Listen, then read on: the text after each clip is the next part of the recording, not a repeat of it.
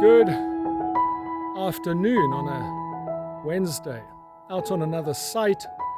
Gerald Davey from Rock and Sky here. Okay, so the A-level geography syllabus talks about drainage basins and flows and stores, and I just wanted to show you, talk a little bit about that. I'm in quite an arid area, although it's very well watered at the moment. We've had the most exceptional late summer rains. And behind me is a shepherd tree. So these are quite famous, although no one seems to acknowledge that, and they're all coming for all sorts of abuse. They get chopped and the guy will drive his big yellow machine over them.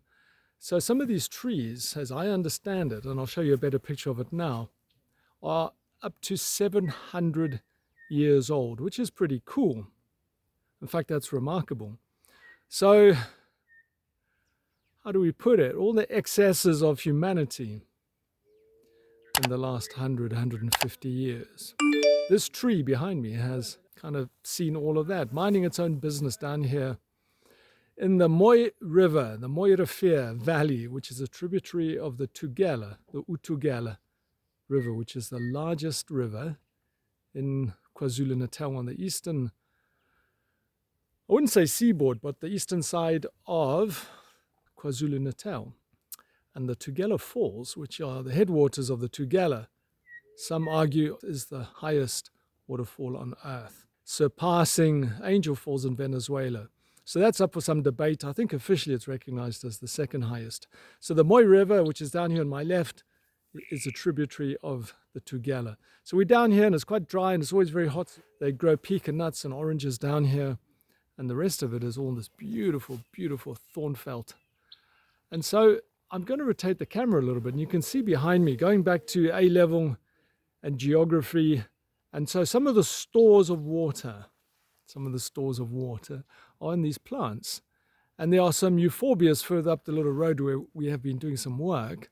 I can't remember the exact Latin name, but they're called the candelabra tree, and you can see why. I'll show you a picture now.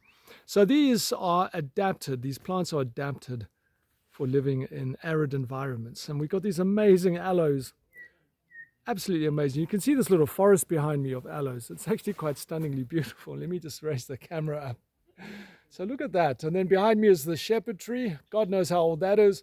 And then all these aloes. You can understand when the British were here fighting in the Anglo-Zulu War, and I don't want to get into colonial history, but there was a thought that these things were, when you look at them from a distance, Zulu warriors. So here's a whole bunch of them behind me. So those are, look at this, let me go a little bit closer. So look at these beautiful aloes, they're just stunning, and there's a whole forest of them behind us. And I'll rotate the camera. Oh, I'm falling over rocks, and I'll rotate the camera, and there they are behind me in this magnificent landscape, actually. Absolutely magnificent. Okay, so there you are, some of these aloes with their prickly skin, and that beautiful shepherd tree behind me. All right, so there's a little bit about stores, some water stored in vegetation. I just threw that shepherd tree in just for a bit of interest's sake, okay? But here are some absolutely fantastic images of, look at those branches there, hey, those leaves. As far as I know, they're related to the lily family. But look at them spiky spikes, hey? Here's a proper African aloe. And seeing we holding forth here, and I've got your attention, I'm going to walk back across this beautiful dirt track and show you all this dolerite that's outcropping as boulders behind me. Okay, so let's just rotate the camera. Look at all those dolerites full of aloes. And seeing we are in rural Africa, there's a little homestead. Here we are. There's a very rural African homestead. Of course, all the influences of the West, and so there's a chain link fence, some barbed wire, but there's some round houses in amongst the thorn trees, and I won't go and intrude.